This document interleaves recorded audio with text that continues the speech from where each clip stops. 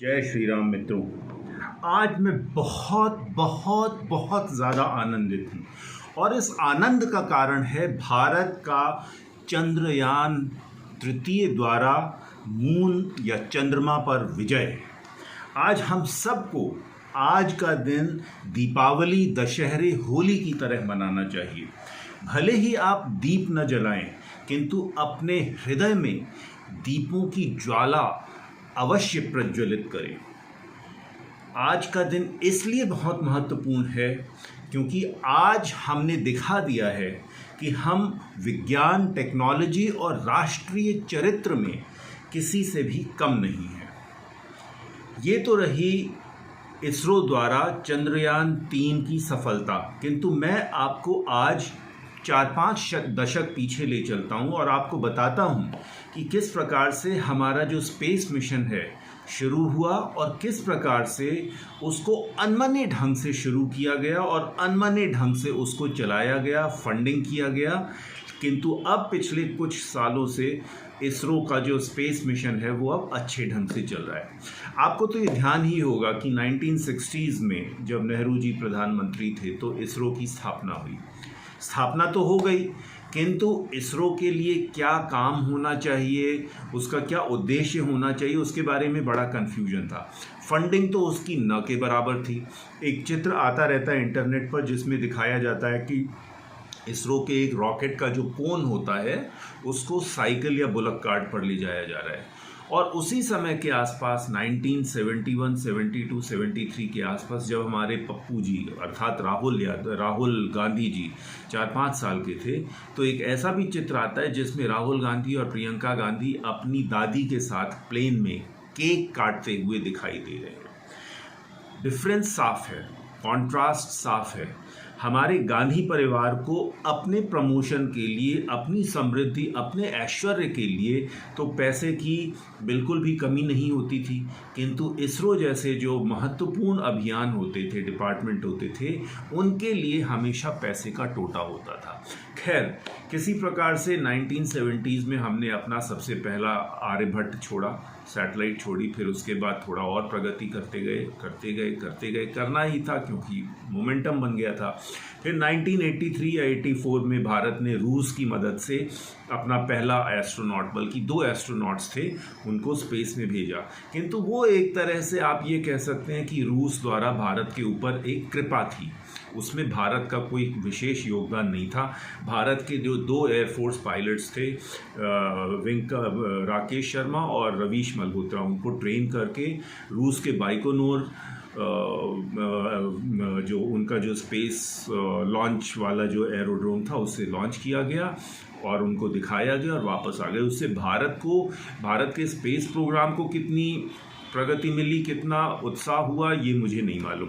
बहरहाल मैं ये ज़रूर कहूँगा कि भारत के जो वैज्ञानिक थे, स्पेस के जो वैज्ञानिक थे, उन्होंने अपने दम पर कुछ ना कुछ प्रगति करते गए और इसी प्रकार से अब हमारे पास GSLV, PSLV और ये सारे अब हमारे पास सैटेलाइट लॉन्च व्हीकल्स हुए। अब मैं आपको मेंशन करूंगा कि किस प्रकार से भारत के स्पेस प्रोग्राम के पीठ में छुरा भोंका गया। बात है 1998 की, अगर मैं गलत नहीं हूं तो। उस वर्ष भारत ने अपना दूसरा न्यूक्लियर डिवाइस एक्सप्लोर किया। आपको याद होगा उस समय अटल बिहारी वाजपेयी प्रधानमंत्री थे और ये न्यूक्लियर डिवाइस एक्सप्लोर किया गया पोखरण, राजस्थान में। अरे बाप रे, उस एक्सप्लोजन के बाद तो भारत की तो दुनिया भर में बहुत ज़्यादा क्रिटिसिज्म, आलोचना तो हुई। साथ में भारत में ही भारत के जो नेता थे, सोनिया गांधी और जितने भी विपक्ष के नेता थे, उन्होंने भारत को गाली देना शुरू कर दिया कि आपने ये गलत काम कर दिया, ये गलत। वो ये भूल गए, सोनिया गांधी भूल गई कि उनकी खुद की सास ने 1971 में पोखरण किया था, राइट।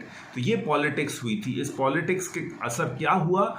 इसका असर ये हुआ कि उसी वर्ष अमेरिका ने MTCR के अंतर्गत, मिसाइल टेक्नोलॉजी कंट्रोल रिजीम के अंतर्गत भारत के ऊपर विभिन्न प्रकार के प्रतिबंध लगा दिए और उसने ये आशा की कि इसके ज़रिए इसरो की गतिविधियों के ऊपर भी कंट्रोल हो जाएगा। उसको लग रहा था कि भारत इसरो की मदद से अब बड़े बड़े हथियार विकसित कर सकता है, तो क्यों ना इनके ऊपर सैंक्शंस लगा दो ताकि इसरो कमज़ोर हो जाए।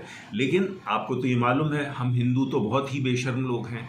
हमारे ऊपर तो हज़ारों वर्षों से मुग़लों ने, तुर्कों ने, हूणों ने, शकों ने आक्रमण किया, लेकिन फिर भी हम चट्टान की तरह अडिग खड़े रहे। अंग्रेज़ों ने हमारे ऊपर 150 साल तक हमें गुलाम बनाए रखा, लेकिन फिर भी हमने 1947 में उनकी दास्ता को दूर फेंक दिया। 1998 के बाद इसरो के जो वैज्ञानिक थे उन्होंने खुद अपनी परिश्रम और अपनी मेधा के आधार पर नई टेक्नोलॉजीज़ डेवलप की और फिर हमारा इसरो फिर से अपनी पटरी पर आ गया। 2008 में कांग्रेस की सरकार के समय हमारा चंद्रयान 2 लॉन्च हुआ, चंद्रयान 1 लॉन्च हुआ। चंद्रयान 1 का जो लक्ष्य था वो था चंद्रमा पर किसी प्रकार से पढ़ना। अब अगर आपके पास इतनी सत्ता थी, आप 2 बार जीते, 2005 में, 2004 में कांग्रेस जीती और 2009 में कांग्रेस जीती, तो चंद्रयान 1 का एक सीक्वल होना चाहिए था 2009 से 2014 के बीच में, जब मनमोहन सिंह की सरकार थी, लेकिन वो सीक्वल हुआ नहीं, पता नहीं क्यों नहीं हुआ। इसी बीच ये हुआ कि इसरो के एक महत्वपूर्ण साइंटिस्ट नंबी नारायण जी के ऊपर क्रिमिनल मुकदमा ठोक दिया गया कि नंबी नारायण जी जासूसी करते हैं। अब ये क्यों मुकदमा ठोका गया मुझे नहीं मालूम, लेकिन इस वैज्ञानिक को इतना एक्सप्लॉइट किया गया, इतना हैरेस किया गया कि उसके कारण शायद इसरो में भी बहुत ज़्यादा डिमोटिवेशन हो गया होगा। आपको ज़रूरी नहीं कि कोई जासूस ही खुद ही घुसकर किसी एक तंत्र को ख़राब कर दे। आप ऐसा माहौल भी पैदा कर सकते हैं जिसके कारण एक पर्टिकुलर संगठन जो है वो हताशा में डूब सकता है। और यही चीज़ उस समय का जो माहौल था, सरकार थी, उसने नंबी नारायण जी को प्रताड़ित करके इसरो को हताश करने की कोशिश की। लेकिन 2014 में सरकार बदली, नरेंद्र मोदी जी आए, प्रधानमंत्री बने, और मैं आज आपको बता रहा हूं कि 2014 से लेकर 2023 तक, 23 अगस्त 2023 तक भारत में, मतलब इस अवधि में जितने हमारे स्पेस अभियान हुए हैं वो आज़ादी के से लेकर अब तक जितने अभियान हुए हैं उनका 50% से ज़्यादा है।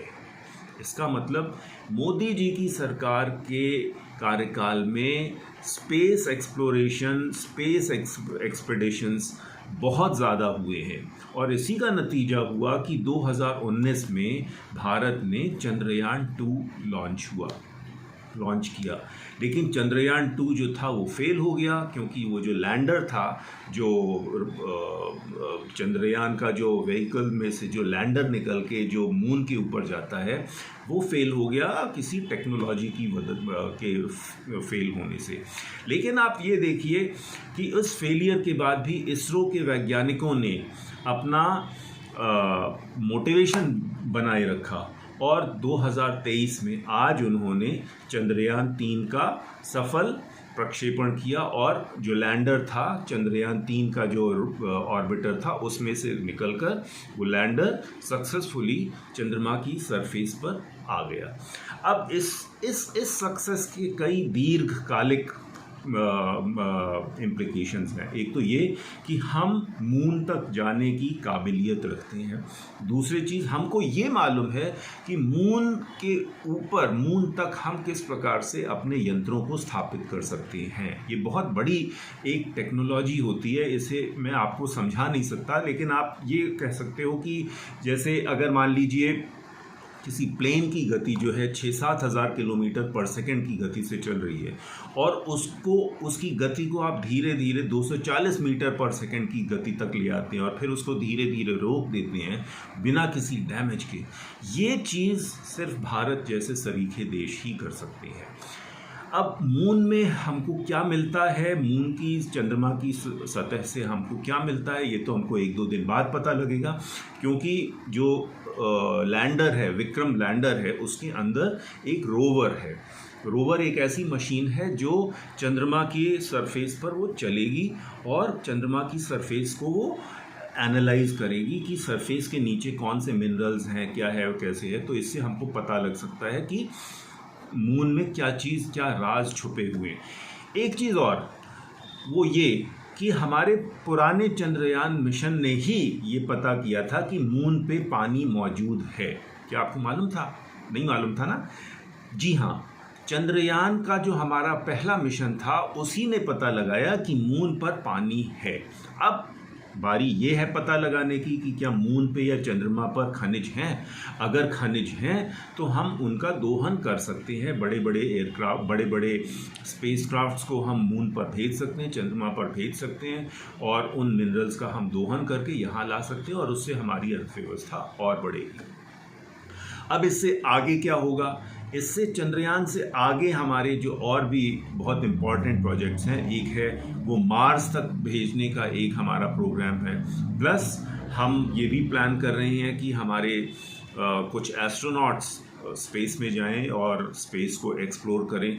तो बहुत ज़्यादा संभावनाएं हो गई हैं और मुझे ये चीज़ भी बताने में आपको बहुत गर्व महसूस होता है कि चंद्रयान या इसरो के अधिकतर साइंटिस्ट आईआईटी या बिट्स से नहीं आए हैं, वो आए हैं एक छोटे से इंजीनियरिंग कॉलेज से जिसका नाम है IIST, Indian institute of space technology.